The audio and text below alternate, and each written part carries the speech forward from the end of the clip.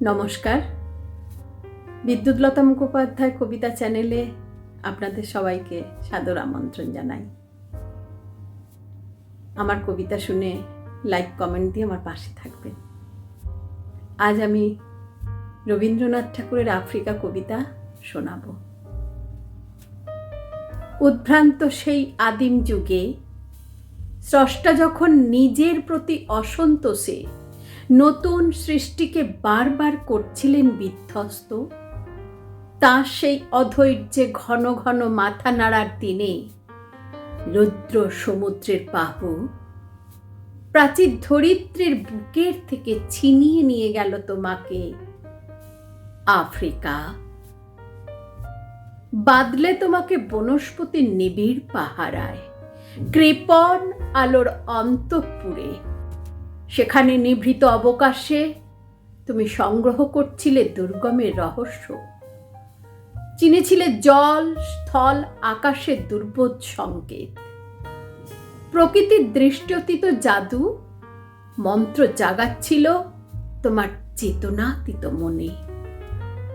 বিদ্রুপ করছিলে ভীষণকে বিরূপের ছদ্মবেশে, শঙ্কাকে চাচ্ছিলে হার মানাতে, আপনাকে উগ্র করে বিভীষিকার প্রচণ্ড মহিমায় তাণ্ডবের দুন্দুভি নিনাদে।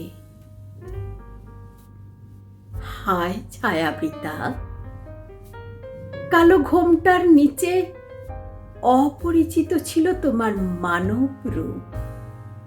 উপেক্ষার আবিল দৃষ্টিতে এলো ওরা লোহার হাত করে নিয়ে, নখ যাদের তীক্ষ্ণ তোমার নেকড়ের চেয়ে। এলো মানুষ ধরার দল, গর্বে যারা অন্ধ তোমার সূর্যহারা অরণ্যের চেয়ে।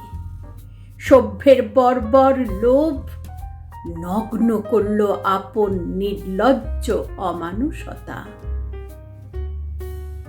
তোমার ভাষাহীন ক্রন্দনে বাষ্পাকুল অরণ্য পথে পঙ্কিল হলো ধুলি তোমার রক্তে অশ্রুতে মিশে। দস্যু পায়ের কাঁটা মারা জুতোর তলায় বিভৎস কাদার পিণ্ড চিরচিহ্ন দিয়ে গেল তোমার অপমানিত ইতিহাসে। সমুদ্র পাড়ে সেই মুহূর্তেই তাদের পাড়ায় পাড়ায় মন্দিরে বাজছিল পূজার ঘণ্টা। সকালে সন্ধ্যায় দয়াময় দেবতার নামে শিশুরা খেলছিল মায়ের কোলে।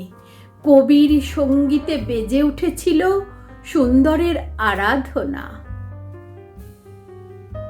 আজ যখন পশ্চিম দিগন্তে প্রদোষকাল, ঝঞ্ঝা বাতাসের ঊর্ধ্বশ্বাস, যখন গুপ্ত গহ্বর থেকে পশুরা বেরিয়ে এলো, অশুভ ধ্বনিতে ঘোষণা করল দিনের অন্তিম কাল।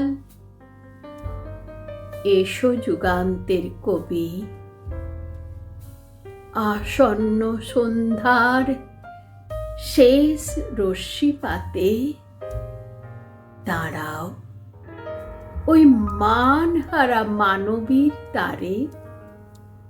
বলো ক্ষমা করো, সেই হোক তোমার সভ্যতার শেষ পুণ্যবাণী।